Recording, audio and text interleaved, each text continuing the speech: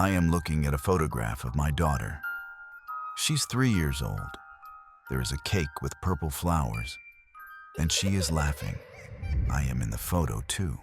I am holding her. I am smiling. But here is the horror. I don't remember this moment. I don't remember the cake. I don't remember the party. Inside my head, this day simply does not exist. I didn't lose this memory because of a disease. I didn't lose it because of old age. I used it to pay a toll on the New Jersey Turnpike. The New Jersey Turnpike consists of mile after mile of concrete and asphalt, stretching through industrial wastelands and refineries that glow orange against the night sky. The air smells like diesel and hot rubber. I used to drive it twice a week for work, Newark to Trenton and back. Always after my shift ended at 11. I knew every exit, every rest stop, every place where the road dips. I thought I knew everything about that highway. It was a Thursday in October when I first saw the booth. The fog had rolled in thick that night, the kind that turns your headlights into useless white walls. Rain had been falling since sunset. I was tired, the kind of tired that makes your eyes burn and your thoughts drift. I just passed exit 8A when I noticed the traffic thinning out. Sometimes the turnpike just empties, like everyone collectively decided to take a different route. The toll plaza appeared suddenly through the fog. I frowned. There shouldn't be a toll booth here, not between 8A and 9. But there it was, materialized like something out of a dream. A single wooden booth standing alone in the mist. The paint was peeling. It looked like it hadn't been updated since the 1950s. The other lanes were empty. No cars, no other booths. Just this one, with a weak yellow light glowing inside. I should have kept driving, found another lane, turned around, but my foot was already on the brake. As I rolled to a stop, I saw him, an old man in a gray uniform. His face was deeply lined, expressionless. He didn't look at me as I approached, just stared straight ahead at nothing. I rolled down my window. The smell hit me immediately. Not diesel or rain, but something else. Old paper, dust. The smell of an attic that hasn't been opened in years. "Hi," I said. My voice sounded too loud. "How much?" He didn't respond, didn't even blink. I reached for my wallet, pulled out a $10 bill. "Is this enough?" Slowly, so slowly I could hear his neck crack.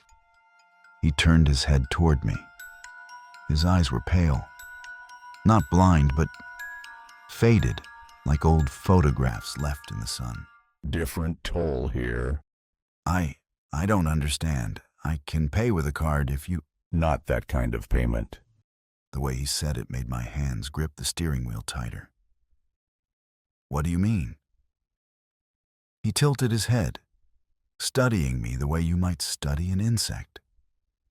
Then he spoke, and the words came out flat and certain. Your daughter's 3rd birthday. The cake with the purple flowers. You remember holding her while she blew out the candles. My stomach dropped.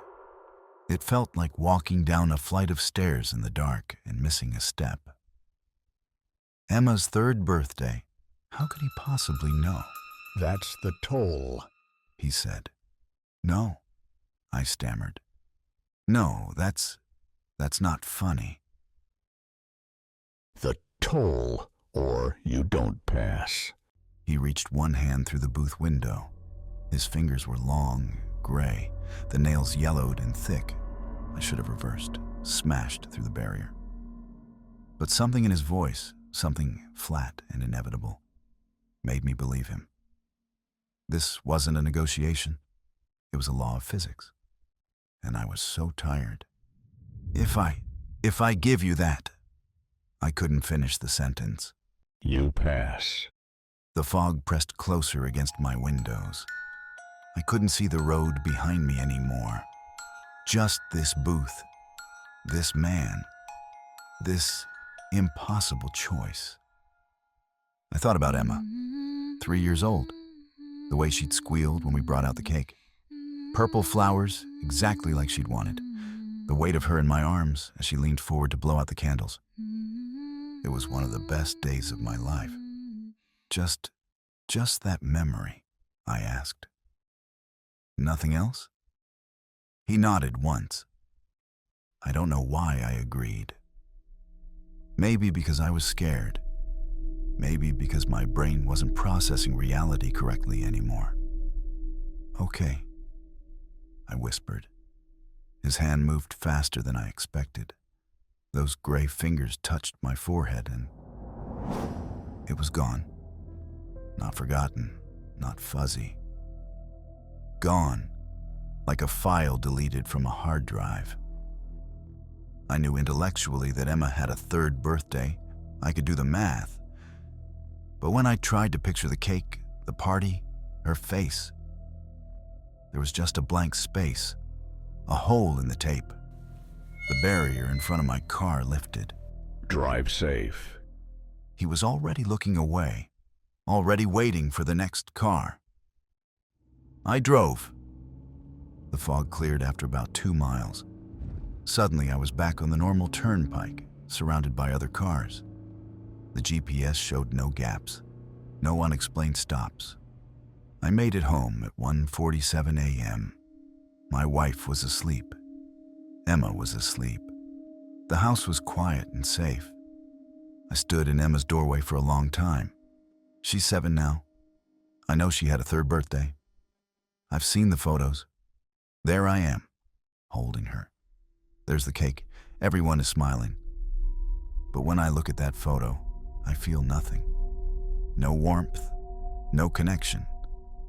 Just the distant knowledge that I was there in that room, holding a child who is mine. My wife asked me about it last week. Remember how Emma wanted everything purple that year? She said. I lied. Said of course I remembered. But I don't. I've driven the turnpike 48 times since that night. I've never seen the booth again, but sometimes, late at night, I'll pass through a patch of fog and smell something strange. Old paper, dust, and I'll grip the wheel tighter and keep my foot on the gas until the smell fades. Last month, I found an old newspaper article at the library. November 1957. A toll collector on the New Jersey Turnpike died during his shift. Heart attack. They found him in the morning, still sitting in his booth, hand reaching toward an empty lane. The article included a photo. I recognized his face immediately. There are 3 more birthdays I remember perfectly. Emma's 4th, 5th, and 6th. I've made sure to hold on to those, to really be there when they happen. Because now I know what it costs to forget. I don't know what he does with them. I don't know if he's building something or filling a void. All I know is that sometimes, when I look at Emma, I feel like I'm meeting her for the first time.